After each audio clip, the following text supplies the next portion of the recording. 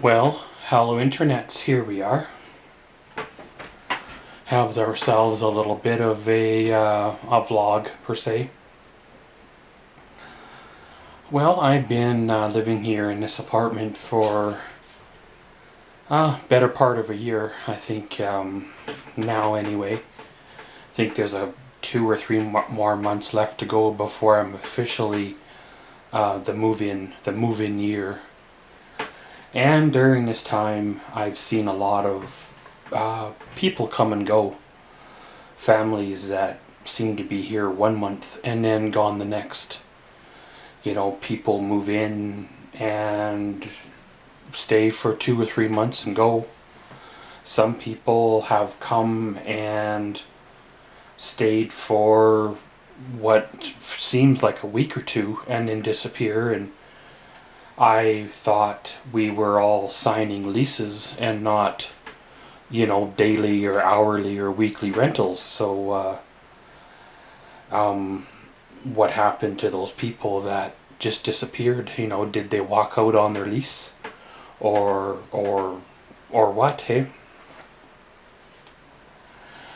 You know, you meet all kinds of people here living in an apartment complex, and majority of the people just go about their day. You know, go to work, come home, make supper, go to bed, go to work, come home, make supper. You know, we're all kind of living essentially in the same type of environment. Our apartments are all basically all the same, whether it's a 1 bedroom or a 2 bedroom, you know, slightly bigger of course with the 2 bedroom, but they're really all the same. And we're all basically the same kind of people, all different of course, but living in the same environment. And most of us have no trouble, no problems getting along, no issues with each other. You know, we kind of let things go, like people's children climbing on your balcony or people's children making noise and playing rather than going to the park to play because, well, you know, playing in the street is no longer a safe place to play, right? So we kind of let all those things go.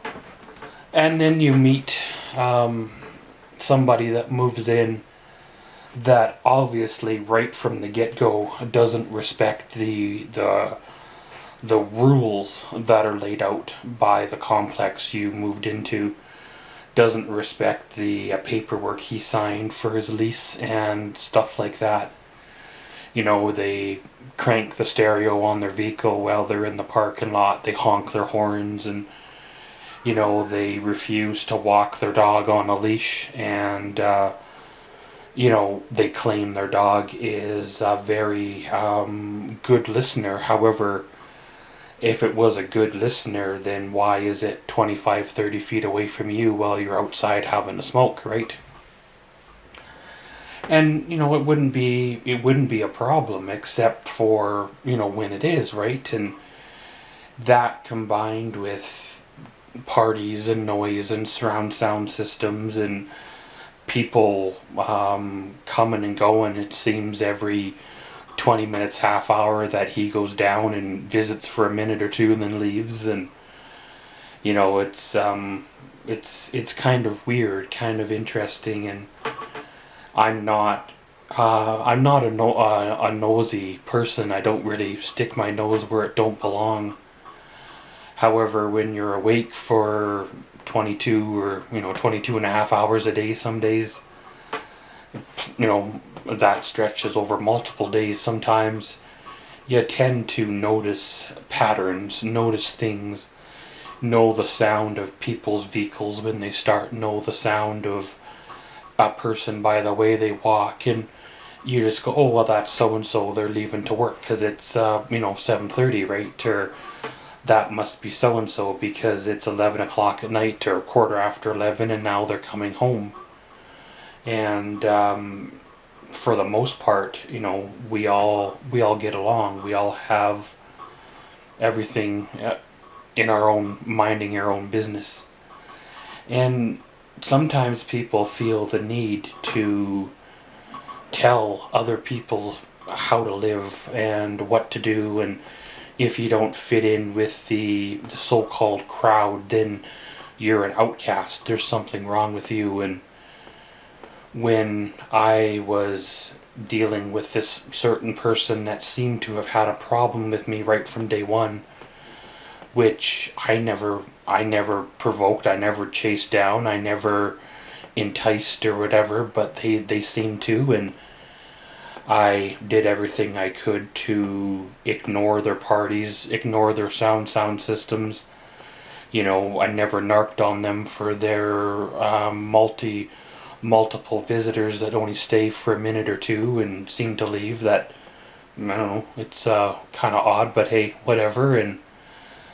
And but yet they seem to continue to cause trouble and issues in the whole building as a whole. And for a while there, I was kind of wondering if it was just me, because it was like when I walked my dog, he would deliberately take his dog out just to provoke a confrontation between his dog and mine. And my dog's always on a leash, always on right next to me, and where his dog would come running right up to my dog. And you know, they very well may not have done anything, but when you run up on a person or an animal and you don't have the proper introduction, things can happen. And with his dog being, well, much larger than mine, my dog would definitely be the losing thing if his dog chose to get too close to mine.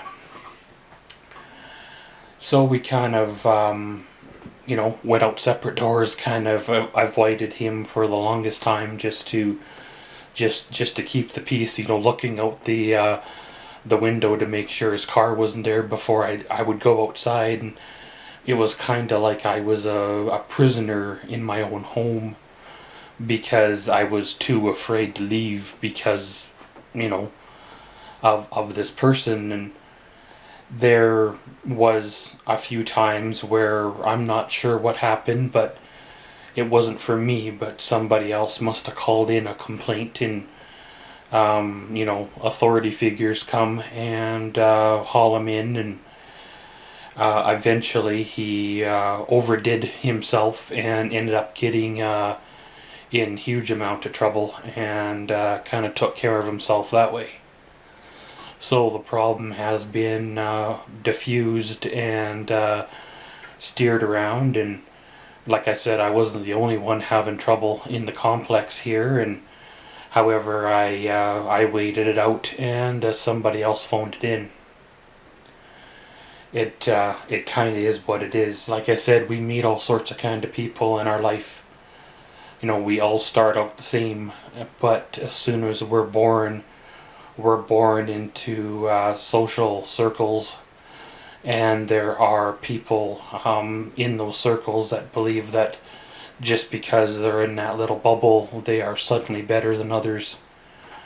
And they get better education, they get more handouts or free rides, they get jobs that the rest of us would love to have, but because they're the son of this person, or they are buddies with this other person, they seem to get preferential treatments in the hires. And those kind of things turn into workplace problems, where there's, you know, groups of people that tend to congregate together in the workplace and share secrets about the other groups and cause other issues. And you know, if you don't party with the boss or the manager, then you seem to not get the same treatment as others. At least in my experiences throughout the places that I've worked, I've seen some very questionable things that these people have done right in front of the boss, right in front of the manager, you know, and they get promoted because, well, they're friends and buddies.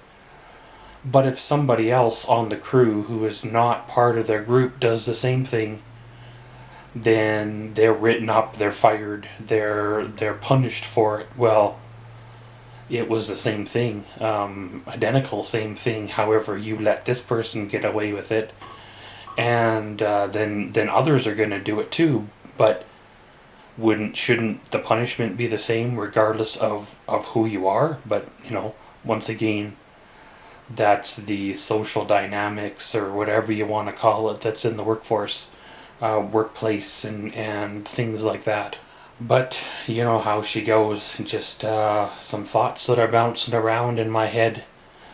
Just some thoughts that are going around in my mind that sometimes I should or should not record. Sometimes I edit them and upload them. Other times I just delete them. Sometimes it's best to share what is in your head if you can keep things semi-filtered so they don't, offend too many people nowadays. Then you put it out there, and it might actually help somebody else that's going through a similar struggle at another time in the future. But gonna end her all here. Today was another day, and I guess it is what it is. And around we go. And as always, thanks for watching Maxwell's Vlogs. Comment, subscribe, and enjoy.